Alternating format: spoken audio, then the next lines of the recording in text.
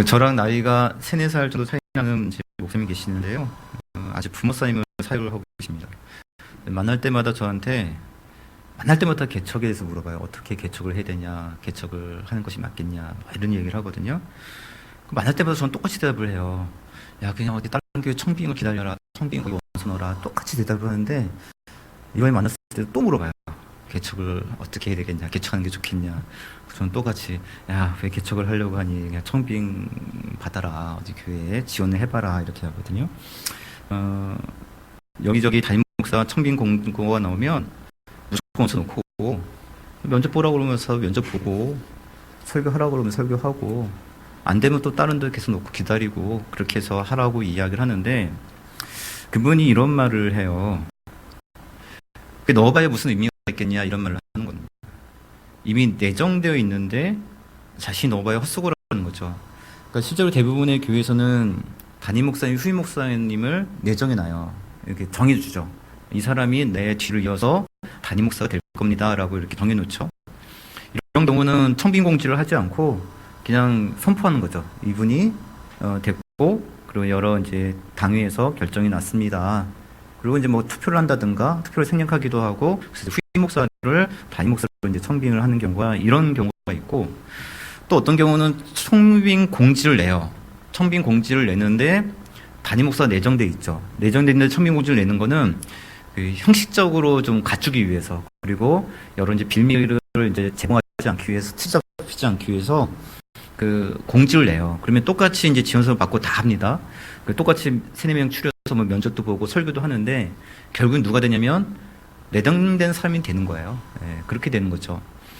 그리고 가끔, 아주 가끔은 진짜 내정해 놓지 않고 이력서나 이런 것들을 따라서 서류 심사를 하고 설교를 이렇게 보고 그 다음에 뽑는 경우가 가끔 있어요. 대부분은 이제 정해져 있습니다. 그러니까 자기가 분명히 이제 이렇게 내정된 분들이 있는데 자기가 지원해봐야 무슨 소용이 있냐는 거죠. 뭐 자기소개서나 이력서는 써놓고 있고 사역계획서에 써놓을 수 있지만 항상 내야 되는 게 뭐냐면 부부 이제 사모님하고 같이 건강진단서 6개월 이내 그걸 매번 내야 되거든요. 교회에서 요구하니까. 그럼 맨날 건강진단서 받아가지고 내고 또 내고 해서 또 설교하라고 해서 갔는데 여기가 내정된 교회인지 모르잖아요.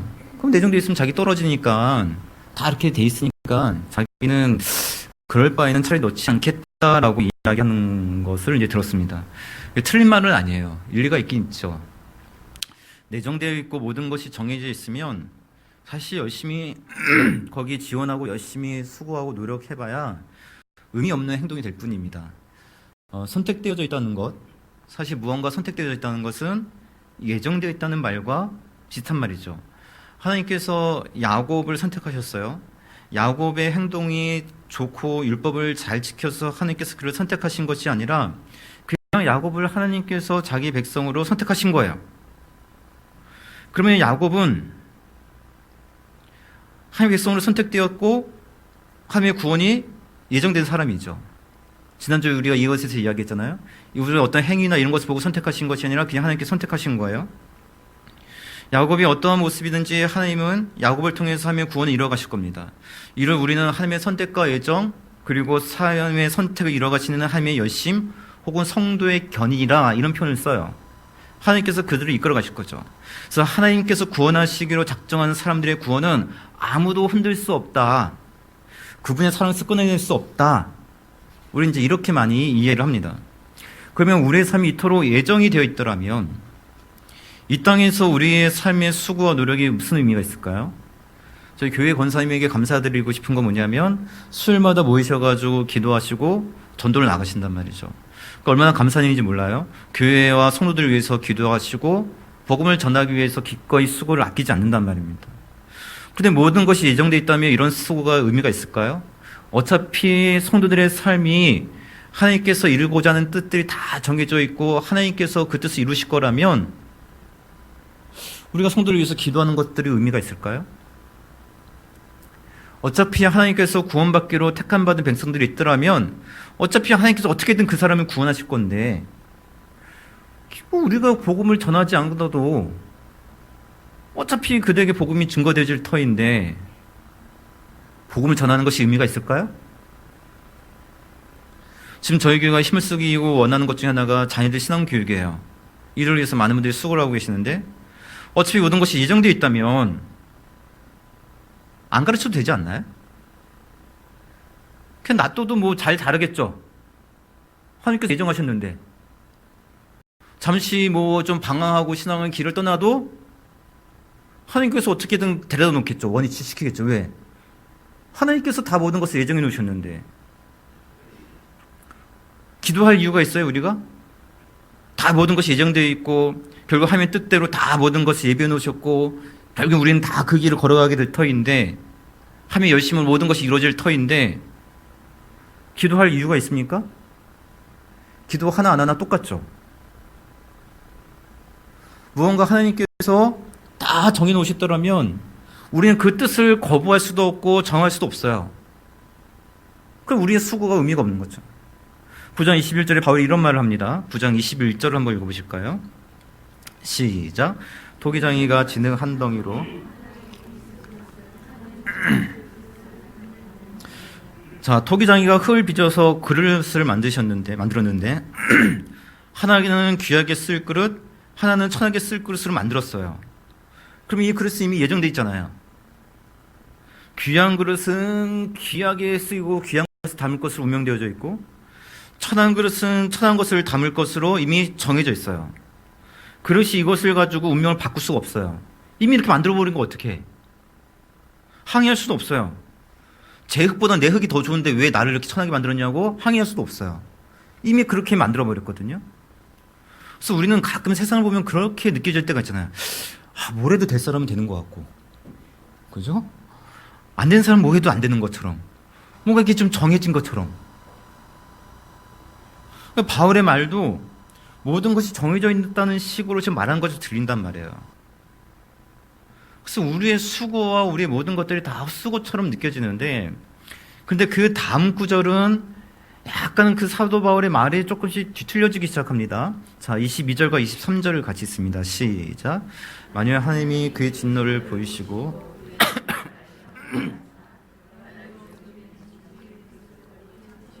관용하시고 영광 받기로 예비하신 바 긍휼의 그릇에 대하여서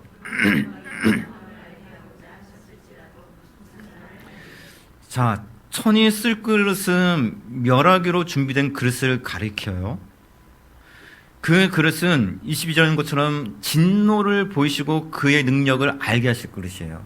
지난주에 우리가 바로의 예를 들었는데 바로는 하나님께서 어떻게 선택하셨냐면 한 방 때리는 걸로, 그죠? 한번 넉다운 시켜가지고 하면 권위가 얼마나 센지로 선택된 그릇이에요. 그런 그릇들, 그렇게 멸하기로 준비된 진노의 그릇인데 그게 그 뒷부분이 이상해지죠. 그 진노의 그릇을 어떻게 하신다는 거예요? 멸하시는 게 아니고 그냥 버려버리는 게 아니고 깨트려버리는 것이 아니고 오래 참으심으로 관용하신대요.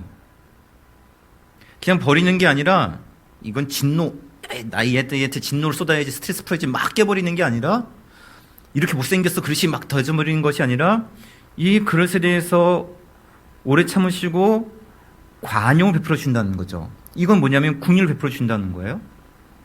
그런데 23절에서 영광을 받기로 예비하신 그릇에 대해서는 영광의 풍성함을 알게 해주시기 위해서 거기다가 긍휼을 베풀어 주신다는 거예요. 그러면 이 두 그릇 사이의 차이점은 어떤 차이점이 있다는 뜻일까요? 무슨 차이점이 있는 거죠? 하나는 진노의 그릇인데 오래 참으심으로 해서 긍휼을 베풀어 주시는 거예요.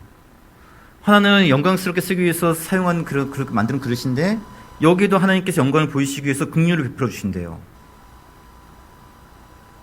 이게 가만히 보면 분명히 차이점이 있었던 그릇같이 보이는데 말의 의미가 가다 보니까 약간 차이점이 잘 느껴지지 않는 것처럼 느껴진단 말이죠.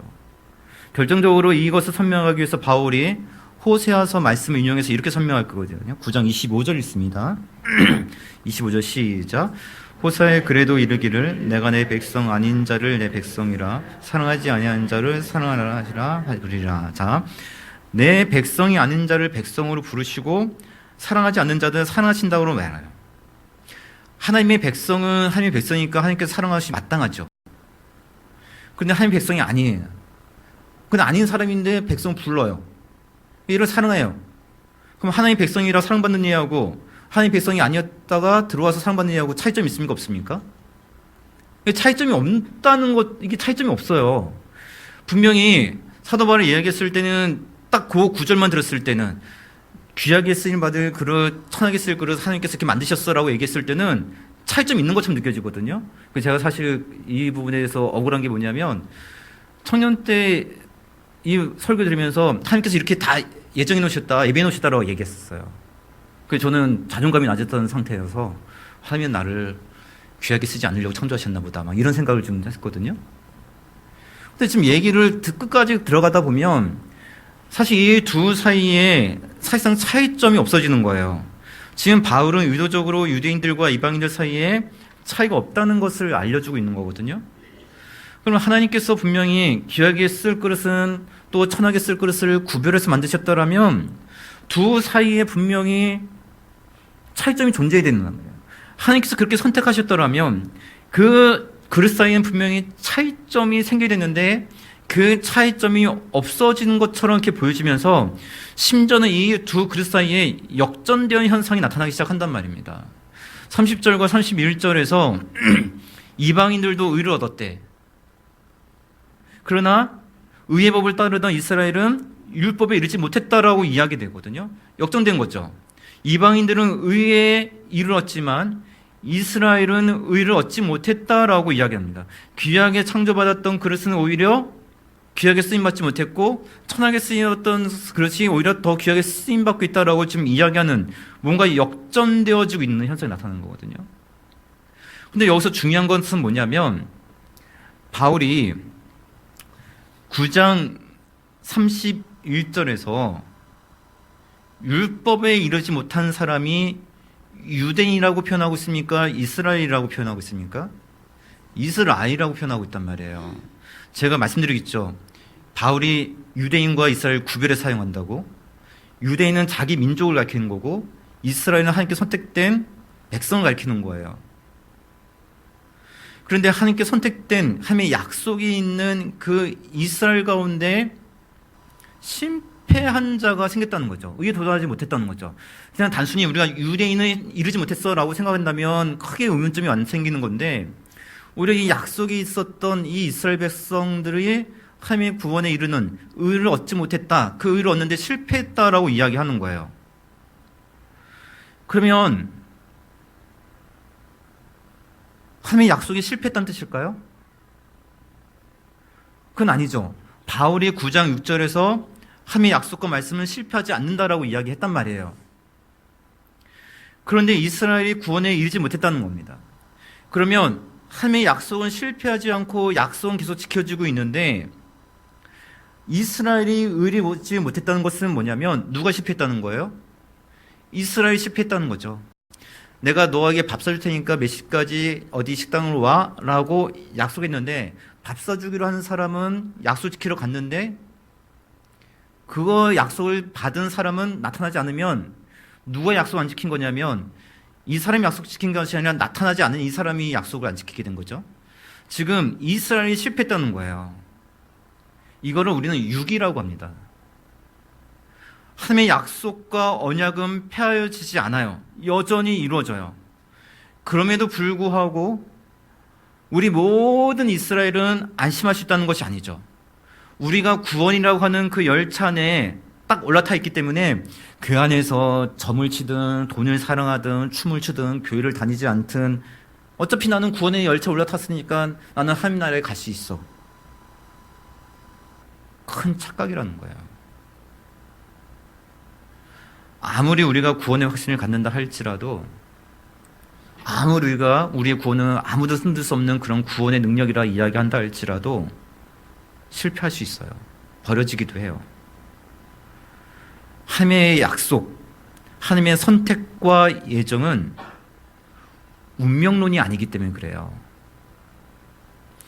운명론이라고 하는 것은 뭐냐면 사람의 자유의지와 상관없이 정해진 곳을 가게 되는 것이 운명론이에요.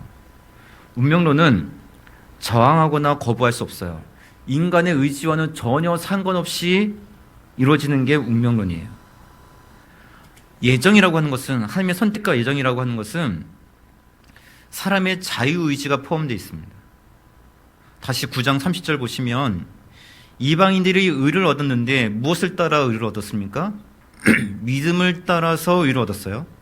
근데 이스라엘은 의를 얻지 못했는데 행위를 의지했기 때문에 넘어졌다라고 이야기한단 말이에요. 이방인들은 믿음을 선택했고 이스라엘은 뭘 선택한 거예요? 행위를 선택했다는 거죠. 인간의 선택과 태도에 따라서 달라지는 것을 볼 수가 있어요. 이것을 본다면 우리는 분명히 하나님의 선택으로 인해서 구원을 받아요. 그러나 인간의 선택이나 자유의지가 전혀 없다는 뜻이 아닙니다. 우리의 선택과 자유의지가 동반되어져야 된다는 거예요. 10장 10절 보시면 아주 유명한 구절이죠. 우리가 예수를 믿어서 입으로 뭐 하라고? 시인을 해야 구원을 받는 거예요. 이거는 인간의 선택과 고백과 의지가 들어가는 거죠. 하나님의 선택이 운명론이라면 입으로 시인하고 고백할 필요 없어요. 그냥 죽는 순간에 하나님께서 딱 구원시킬 수 있어. 운명론이라면. 그죠? 예정이라고 하는 것이, 하나님의 예정이라는 것이 운명론이라면 그냥 죽는 순간에 그냥 꿀떡 죽어버렸는데 그냥 하나님께서 얘 구원해. 예정이야, 이건. 이건 운명론이죠. 그냥 바울은 사람이 믿어서 입으로 신을 해야 된다라고 이야기합니다. 이게 예정이에요. 13절 보시면 주 예수를 부르는 자는 구원을 얻어요. 운명론이라고 하는 것은 부르지 않아도 구원받아요. 기도하지 않아도 뜻대로 돼. 하나님 뜻대로 된다니까? 잘 될 거야. 잘 되게 돼 있어. 왜? 나는 하나님께 선택받은 사람이니까. 이거 뭐예요? 이거 운명론이에요. 그리스도인들이 제일 많이 빠지고 있는 착각 중에 하나가 이거거든요. 지금 우리나라가 조금 이제 좀 잘 살게 됐잖아요.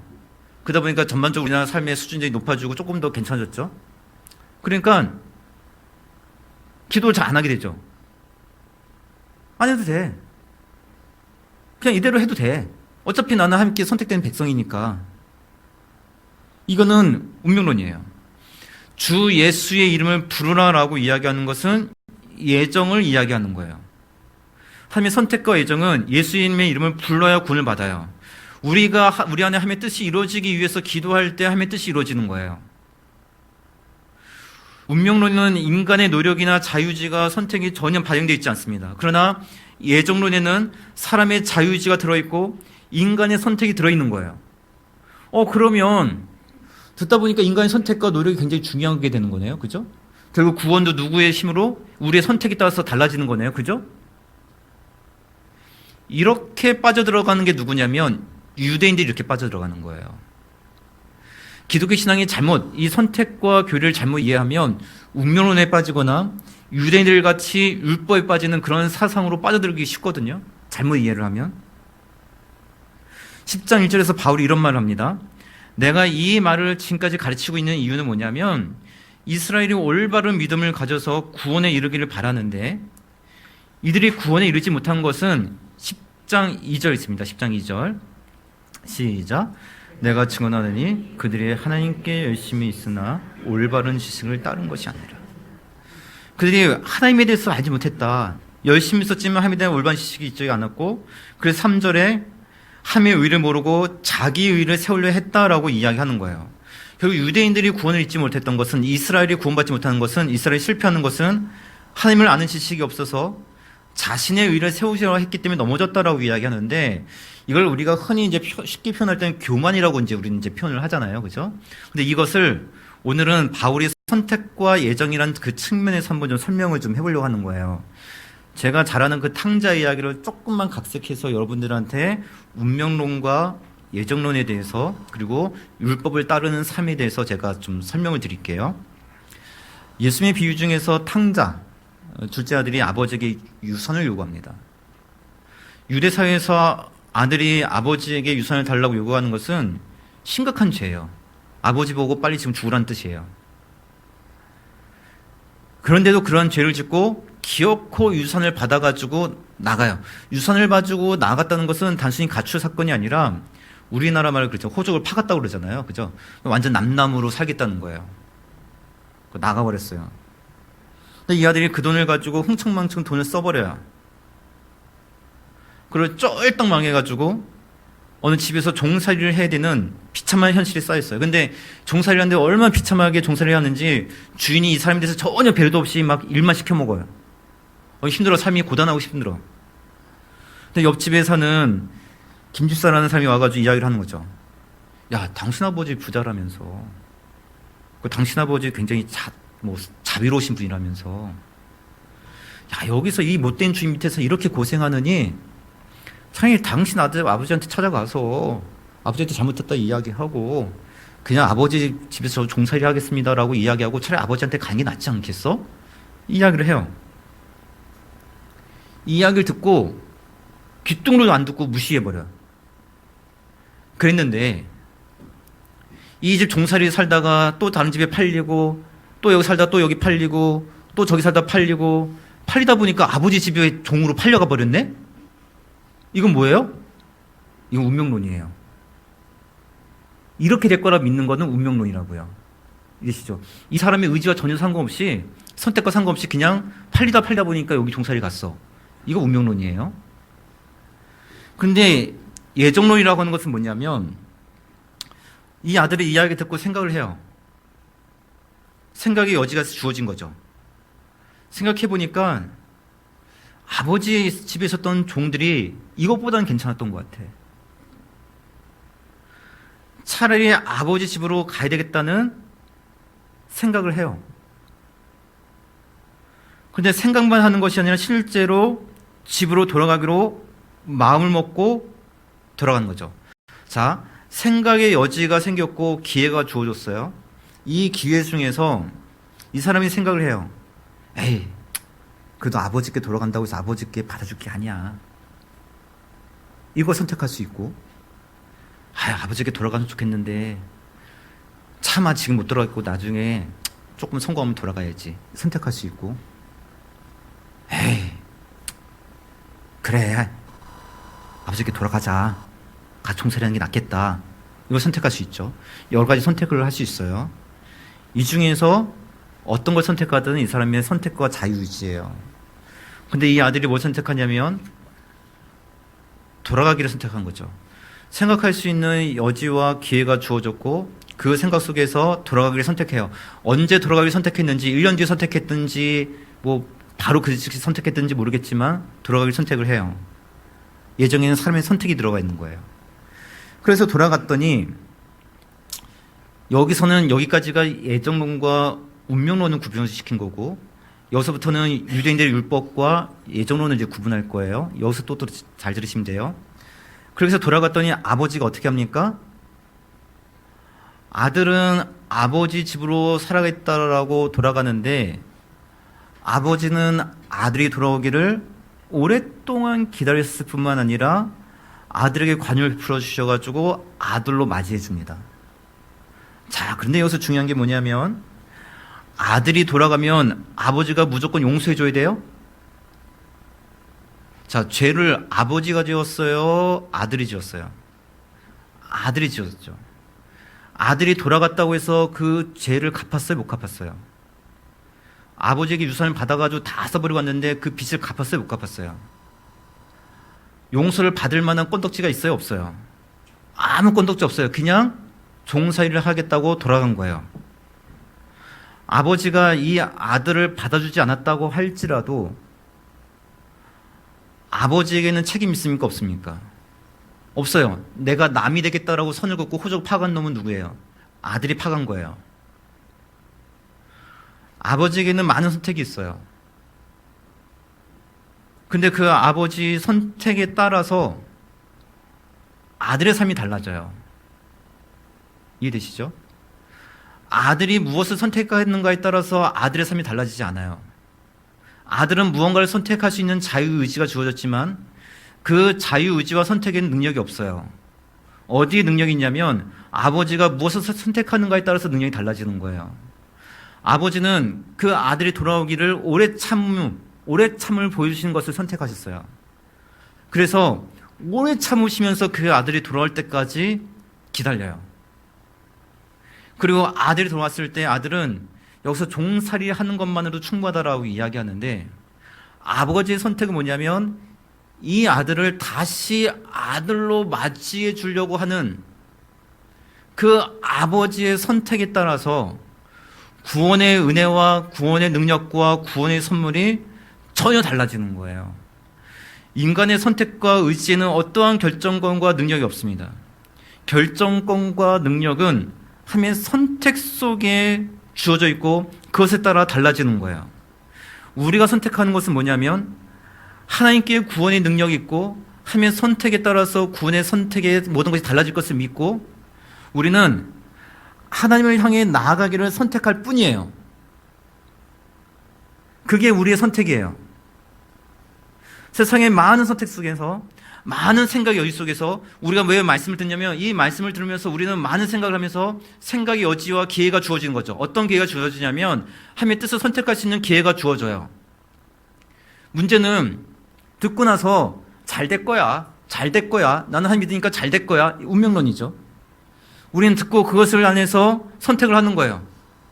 하나님의 뜻대로 산다는 것이 무엇일지, 하나님께서 기뻐하는 것이 무엇일지를 생각만 하는 것이 아니라 그것을 시인하고 부르면서 선택하며 나가는 거죠. 그러면 선택의 신비로움은 뭐냐면 그 선택을 따라 하나님께서 맞주시는 하나님의 그 선택에 놀라운 선물이 신비로움이 우리에게 주어지는 거예요. 우리가 바라고 우리가 놀랬던 우리가 기대했던 것과는 다르게 하나님께서 베푸시는 우리는 그저 종살이만 해도 충분하다라고 생각했던 그 우리의 선택 속에 하나님의 놀라운 선택의 신비로움이 우리에게 주어지게 되는 거죠. 근데 유대인들이 착각하는 게 뭐냐면 내가 나아갔으니까 아버지는 나를 맞이해 줄 거라고 생각을 하는 거예요. 내가 기도하면 당연히 기도를 하나님께서 받아줄 것이라고 생각을 하는 거죠. 구원의 능력이 어디서 나오는지 몰라요. 구원의 능력이 이거는 자기 기도의 안에 있다고 생각을 하는 거예요. 내가 열심히 지켰으니까 하나님께 나에게 복을 주셔야지. 바리새인들의 기도가 그거잖아요. 저 하루에 3번씩 꼬박꼬박 기도하고요. 저 11조 하고요. 안식일 거룩히 지키고요. 이거 다 지켜요. 거기에 능력이 있다고 믿는 거잖아요. 자기가 그렇게 믿었다는 것에 대해서 능력이 있는 거잖아요. 내 선택에 능력이 있다고 생각하는 거예요. 내가 여러 가지 막힌 문제가 있어가지고 선택을 해. 1년 동안 내가 새벽 예배 빠지지 않고 기도하리라. 그 문제 놓고 1년 동안 새벽 예배 때마다 기도해. 그래서 우리는 착각한 게 뭐냐면 내가 1년 동안 기도했으니 내가 1년 동안 주님 앞에 이렇게 나왔으니 아버지는 나에게 당연히 나를 종살이 허락해 줘야지. 이게 우리가 갖고 있는 믿음이에요. 내가 금식을 하고 나아갔으니 마땅히 지켜줘야지. 이스라엘의 율법이라고 하는 것은 뭐냐면 제사라고 하는 것은 하나님께 나아가는 거예요. 제사 하나님께 나아가는 거예요. 이거 잘 지켜서 복 받고 구원받는 거 아니에요. 제사는 하나님께 나아가는 거거든요. 왜? 우리의 구원의 능력이 누구에게 있기 때문에? 하나님께 있기 때문에. 그래서 하나님께 나아가서 은혜를 구하는 거예요. 그런데 유대인들은 내가 제사를 지켰으니 당연히 죄를 사해 주시고 내가 이렇게 하나님 앞에 제사를 드렸으니 당연히 하나님 나에게 복을 주셔야 되고 이 능력이 자신이 제사를 드렸던 것, 자신이 이것을 시킨 것 거기서부터 시작되기 시작하는 거예요. 예정론은 우리는 그저 주님 앞에 나아가는 것을 선택할 뿐이고 우리는 그러기에 지난주에 말씀드렸던 것처럼 하나님의 그 선택의 신비로움 우리는 종살이밖에 선택할 수 없는 우리의 시야는 그것밖에 못 봐요. 종살이만 해줘도 나는 그것만 해도 감사하다는 그 우리가 선택할 수 있는 것은 그것밖에 없는데 하나님의 그 선택의 놀라운 신비로움은 뭐냐면 우리를 양자 삼아주시는 우리를 자녀 삼아주시는 그 우리가 기대할 수 없는 그 하나님의 선택의 놀라운 선물이 우리에게 주어진다는 거예요. 그게 예정의 교리예요. 운명론 아니에요. 여러분 운명론 믿지 마세요. 크리스천 운명론. 나 잘 될 거야. 나 잘 되게 돼 있어. 우리 자녀도 잘 될 거야. 잘 되게 돼 있어. 교회를 빠지든 말든 언젠간 잘 다닐 거야. 언젠간 잘 되겠지. 하나님께서 하나님의 자녀니까. 우리 운명론 믿고 때로는 유대인들처럼 구원의 능력이 우리 안에 있다는 것을 믿고 내가 기도 이렇게 열심히 하니까 잘 되겠지. 내가 얼마나 집에서 내가 기도 이렇게 열심히 하니까 우리 자녀들 잘 될 거야. 나 예배 잘 드리니까 하나님께서 이렇게 잘 주실 거야. 그것이 아니라 우리는 그저 주님의 그 선택의 신비로움을 믿고 의지하기에 우리에게 말씀이 주어지면 그 말씀 속에서 우리는 생각의 여지 속에서 하나님께서 기뻐하실 뜻이 무엇일까를 선택하고 그 뜻을 선택했기 때문에 당연히 내가 하나님 앞에 무언가를 바라는 것이 아니라 선택의 신비로 속에 고개를 숙이고 우리가 알 수 없었던 그 하나님의 선택의 놀라운 신비로운 선물이 우리 삶 가운데 주어질 것을, 그 놀라우신 주님의 구원 능력이 우리 삶 가운데 임할 것을, 구원의 능력은 내 선택과 의지가 아니라 나는 그저 함께 나아가는 것을 선택할 뿐, 구원의 능력은 오직 하나님으로부터 말미암아서 우리에게 임한다는 것을 믿을 수 있는 그런 온전한 선택과 하나님의 온전한 신비로움 믿으시면서 나아가시는 그런 삶들이 되어주시기에, 이번 한 주도 선택의 신비로 속에 고개를 숙이시기에 하나님의 놀라우신 선택의 신비로움이 여러분의 심령과 가정과 또 자녀의 삶 가운데 풍성히 임하시는 그런 귀한 삶들이 되시길 주님의 이름으로 축복드립니다.